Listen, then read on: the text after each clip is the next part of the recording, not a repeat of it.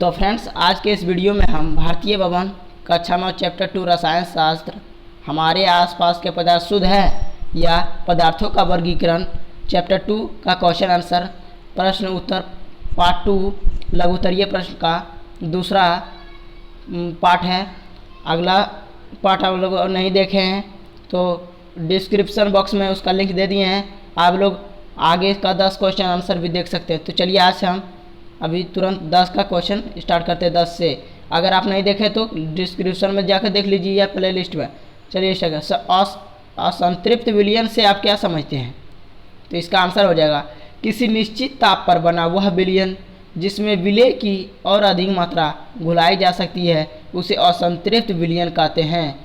जैसे कि मान लीजिए इसमें थोड़ा जल और चीनी दे दिए हैं, किसी निश्चित ताप पर बना हुआ विलयन जिसमें विलय की मात्रा, यानी इसको हम अभी और चीनी देंगे तो यह घुल जाएगा, तो इसे हम लोग कहेंगे असंतृप्त विलयन, यानी असंतृप्त विलयन कहेंगे, यह घुल जाएगा अभी और। चलिए अगला क्वेश्चन है संतृप्त और असंतृप्त विलयन में क्या अंतर है। यानी हम लोग जो है संतृप्त और असंतृप्त विलयन में क्या अंतर है उसको हम डिटेल से जानकारी लेना है। चलिए स्टार्ट करते हैं। इस विलय में और घुलाया नहीं जा सकता है। जो इसमें जो है ना विलय की मात्रा आप घुलाया नहीं जा सकता है, यानी संतृप्त विलयन में विलय की मात्रा, यानी मान लीजिए चीनी की मात्रा अब नहीं देंगे इसमें, क्योंकि जब देंगे तो यह बहुत मीठा हो जाएगा और यह घुलवे नहीं करेगा, तो इसमें घुलाया नहीं जा सकता है। ठीक है, तो इसमें क्या है, इसमें विलय की मात्रा अभी और घुलाया जा सकता है, यानी इसमें अभी और चीनी देंगे तो अभी और घुलेगा, अभी पूरा यह नहीं हुआ है। चलिए दूसरा इसका है अंतर, इसमें विलय की अधिकतम मात्रा होती है और जबकि इसमें विलय की कम मात्रा होती है। चलिए इसी के साथ अगला प्रश्न उत्तर के बढ़ते हैं। अगर आप हमारे चैनल को सब्सक्राइब नहीं किए तो प्लीज़ सब्सक्राइब कर लें, क्योंकि भारतीय भवन कक्षा 9 के ही हम सॉल्यूशन कराते हैं और पूरा एग्जाम तक हम लोग कराते रहेंगे 2021 तक।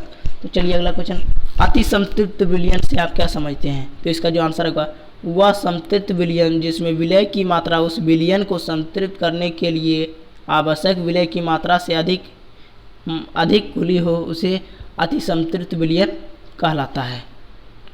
तो फ्रेंड चलिए आगे क्वेश्चन की ओर बढ़ते हैं। अगला प्रश्न है किसी पदार्थ की विलयता और विलयता की परिभाषा लिखें।